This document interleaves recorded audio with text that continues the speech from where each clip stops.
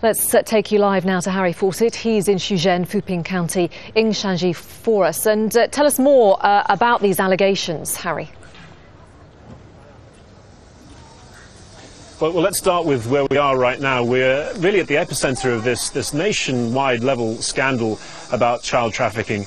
And we're standing in front of a house belonging to the Qi family. Mr. Qi and his wife Wang Yanyan, she gave birth to twin daughters on May the 31st in this hospital, and the obstetrician involved, Zhang Shusha, she told them that these new parents, that their babies had some sort of congenital deformities, and that she could take them away and deal with the problem. In the event of it, they were in fact perfectly healthy children, and she, it seems, had taken them away to sell them on. They went from Shaanxi province here to the neighboring province, similarly named Shaanxi, and then on, one of them, to Shandong province, where another female doctor bought one of these children. She'd been told that she was the unwanted child of a young unmarried mother. So it's obviously a very well-oiled network, but at the center of it is this doctor who has been doing this, we hear, over a long period. We've spoken to Wang Yanyan inside the room,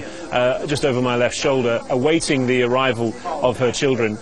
She said that she said to have fainted early this morning. She said at one point she felt suicidal, and that this was some kind of punishment on the family for some sort of wrongdoing, the fact that the children had been treated in this way. And what's interesting is it's not just her in this village, her and her husband. There's another family, Mr. Lai. He was the one who unmasked this whole thing, having aroused suspicions in himself, really, when similarly he and his wife were told that their young son had congenital deformities and it would cost huge amounts of money to treat him. And that was because apparently his wife had syphilis and hepatitis. They went for testing in another hospital. His wife didn't have those diseases, and it was his campaign that unmasked this whole thing. They have been reunited with their son now, but 55 families in all have come forward about this, as I say, extending over 8 years, and a number of them are in this tiny village. And when you consider over that 8-year period, potentially 30,000 children have been born at this hospital, it's extraordinarily coincidental that so much of it focuses on this village. And what we understand is that she's been using a network of family and friends connections, people that she trusts and would trust, we understand, her, and been targeting these people. Hence they're all being so clustered so close together in order to take their children away for sale. So it's a really terrible story that's outraged a lot of people across China, but here there is at least a sense of expectation and of hope of an impending joyful family reunion. Yeah, an extraordinary reunion that will be as well, Harry. I mean, just how big a problem is baby or child trafficking in China?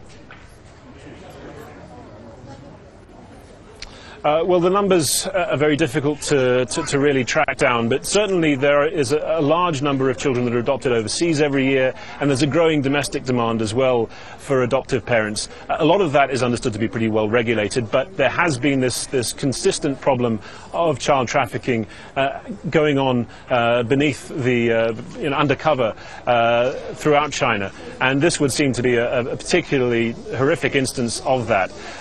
It is something that the authorities are trying to clamp down on.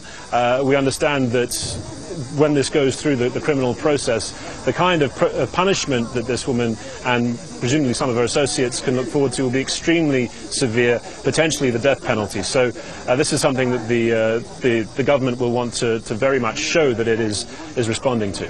Harry Fawcett with that extraordinary story there from Shenzhen in China. Thanks so much.